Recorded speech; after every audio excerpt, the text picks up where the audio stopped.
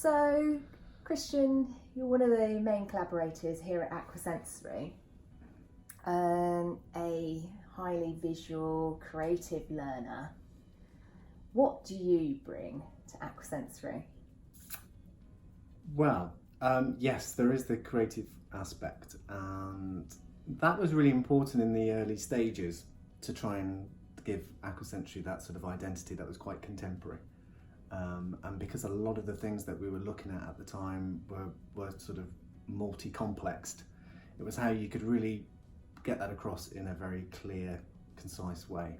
So the design aspect of that became really important early on, which was great because that was my background. You know, I have a degree in creative media and design, and you know, any time I can pull that out the drawer and start using it, the better, really. So, you know, we used it with our swim schools, and it was great that we could then bring it into. I remember actually when we first started that we didn't even used to write lesson plans.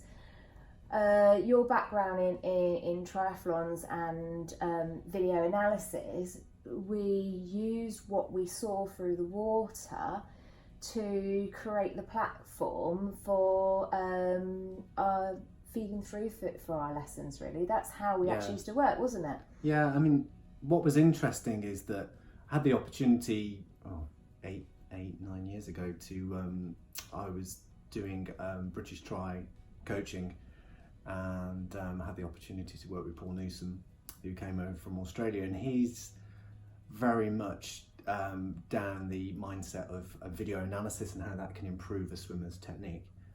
It was all really new at the time, and I was fascinated by how that could actually be used. So I did that very much for adults and how we could improve adults swimming. But what I noticed very early on was how much it could actually benefit children in the water.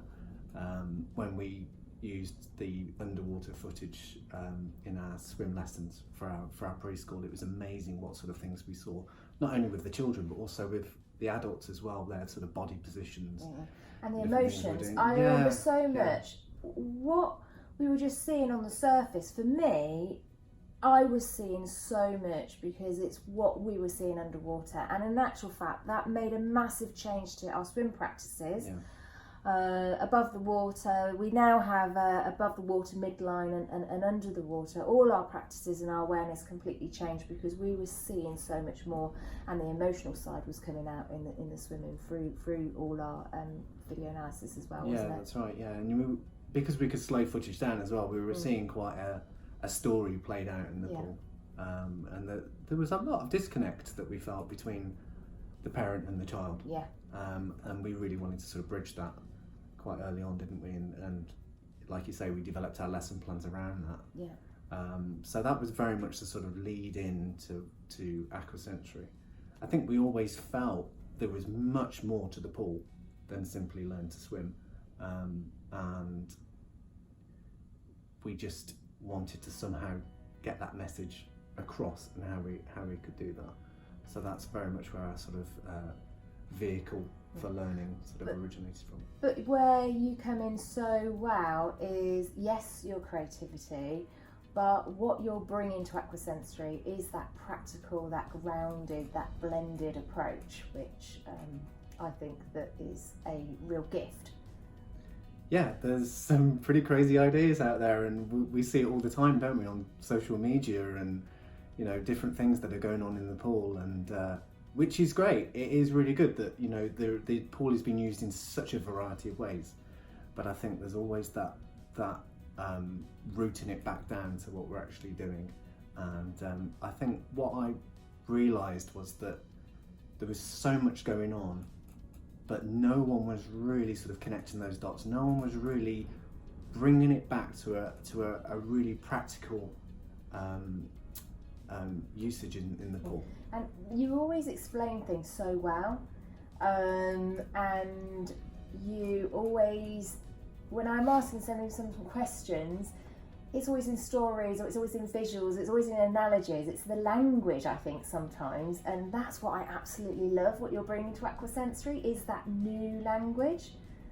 Yeah, we're trying to bring that sort of narrative through everything we do in Aqua Sensory, because I think that way, you know, whether it be the colours, our dots, and just really the sort of the There's different a images. meaning behind everything. Yeah, and the different images that we use, so that we are creating that story throughout everything we do. It brings a very sort of unified vibe to it, which I think is really important. The last thing we want Aqua Sensory to feel like is that it's disjointed and, you know, this bit's over here, but it doesn't really relate to this bit over here. We want to make sure that everything's connected and everything sort of works together. So graphically, that's very important. But also, I think by having that in a sort of visual way, it actually then focuses our minds as well to work in that way and to make sure that we're actually putting content in and going through that sort of filter. So it sort of, it works really well, doesn't it? Definitely. I think it's the clear visual and it's the really pinpoint messages, and as I say, it's that grounded nature that you're bringing to Aqua Sensory. Yeah, and I think you know, on the technical side of things as well, there's a lot going on behind the backgrounds as well, and I think that's partly my role, is to really sort of have a look at sort of questioning everything we do.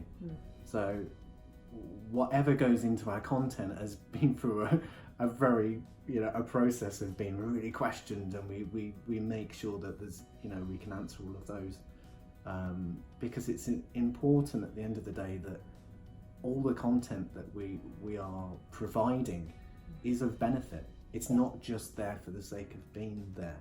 That's really important. So yeah, we're proud of everything that goes on. But yeah, for every bit of content that's on Aqua Sensory, it's like an iceberg. It's the tip. Yeah. There is so much going on underneath that actually arrives at that point. So Perfect. Yeah. Thanks, Christian. Okay. One of the benefits of working together is that we do have just everyday conversations, and from those conversations there always seems to be some spark that we can relate back to Aqua Sensory. One of the things I just love about working with you is just how you combine all the language and just make it so simple. I was just thinking back about the vehicle for learning and Aqua Sensory. Yeah, so vehicle for learning came very much from the thought process that we're not trying to reinvent the wheel with Aqua Sensory. That's never been our sort of motive And intention, really. and our intention. It's really about sort of, if you look at what you have to put together to make a car, you know, an engine, different parts, the electrics, the wheels, etc., etc. By pulling in all those various areas and pulling them all together and putting them together in a collaborative way, you can then form a motion, an engine, and a machine for transporting you somewhere. So it was very much using that as an analogy to what we're doing with Aqua Sensory. We're pulling in all these collaborations, we're pulling in knowledge from all different experts in all different fields, and really putting that together as a vehicle for the developing child. Yeah. And using that then to propel forward. Yeah. And I love your analogies, because in my head, when you're saying that, I feel that by doing it that way, our vehicle for learning is faster, it's better, it's actually much more suited to our children of today. As you said, it's all these simple little parts, but the way that we're putting it together with more awareness, with an attuned approach, is actually fitting the better highways of today, and we are creating connections and far better pathways and grooves for the brain and our children. That's right. Yeah, it is really about making it more accessible, more quicker for children, because they need it now. They don't need it in 10, 15 years time. They need it now. And at the moment, there is so much information out there, so much that can help the developing child, but it's just not getting through to mainstream because it's seen as too quirky or just too out there. And a lot of the time it is. And what Aqua Sensory really does is filter that through. Yeah. So it has a look at it as a practical application that can enrich children's development, and then puts it together in a very sort of bite-sized digestible way, so that anyone can access that, and anyone can have input into that as well. Yeah. So we really see that as a collaborative space that can then just sort of grow with momentum as well. And the faster we go and the better, and the more we gather speed, it's only going to be able to facilitate a better future, and our children can thrive. So that's our vehicle for learning. Thanks.